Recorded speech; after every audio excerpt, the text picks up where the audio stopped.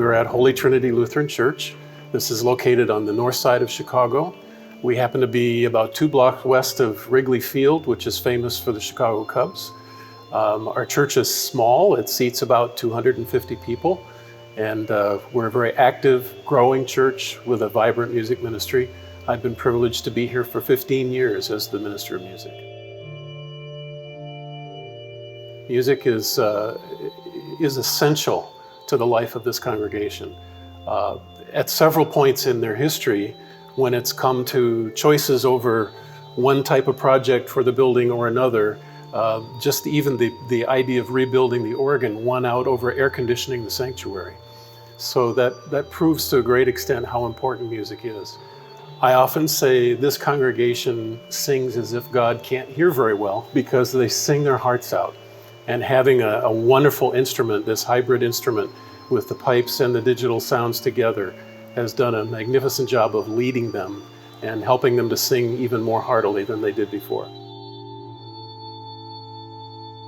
When I came here, the organ was located entirely in the front of the church. And on the east side of the room was the entire Great and Swell, and it was all pretty much crammed into a very tight chamber. The pedal division was on the west side, which seemed a little bit strange to me because it would seem like you would want to separate the manual divisions for antiphonal use, but that's not the way it was installed. When we had the organ rebuilt, the Great and the pedal are together in one chamber. The Swell division is in the opposite chamber in the front. And then because the acoustic situation in the sanctuary made it ideal to put our human choir up here in the gallery, we decided that we needed to have a couple of divisions back here to accompany the choir. So right back here against the window is the choir division, which is expressed, and behind me here is the Positiv division, which is unexpressed. We have pedal stops that play at both ends of the room, so it makes it possible to have a complete organ sound coming from all kinds of different places in the space, which is very, very wonderful.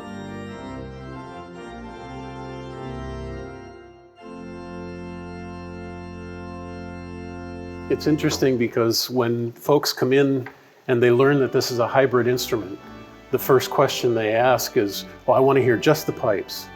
Or they are assuming that they'll be able to differentiate between pipe and digital. And it's fascinating because I have often played for visitors that have come up to me afterwards in the services. I've demonstrated for them what the pipe trumpet in the Swell sounds like, and then the digital trumpet in the Swell. And they look at me and shake their heads. They can't tell the difference.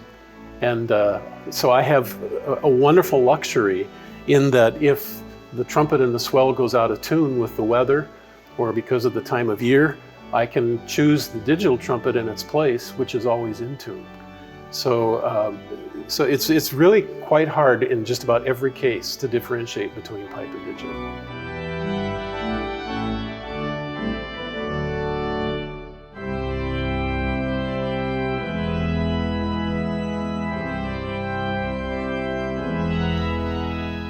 The hybrid concept, to me, is probably the most viable type of organ to be built today.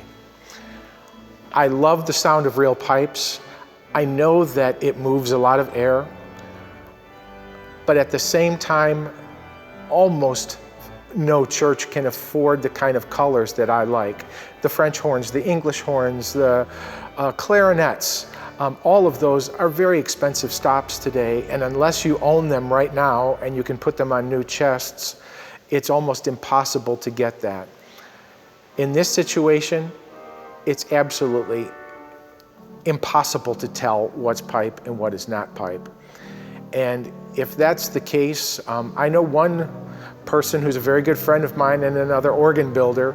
He says, if you can't hear the difference, it doesn't matter what you buy.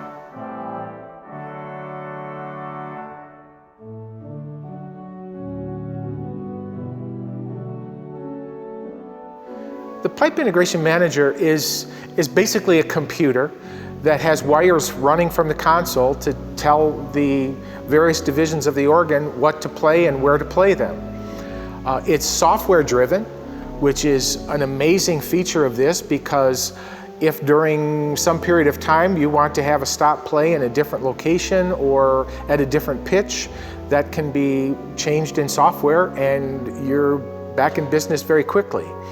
Another nice feature about the Pipe Integration Manager is it also connects to a tuning mechanism that's located by the Great Principal Chorus.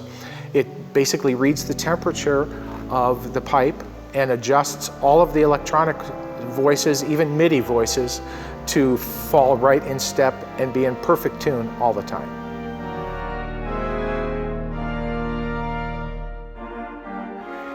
With regard to hybrid organ, I think some of the most powerful reasons that you would buy one is the initial cost of the instrument. It's generally half or less than what a full pipe instrument would be. Secondly, the space. It fits in a greater, much smaller area so that you can actually accomplish what you need, as this church did. And thirdly, generally you can get twice the amount of pipes for the money.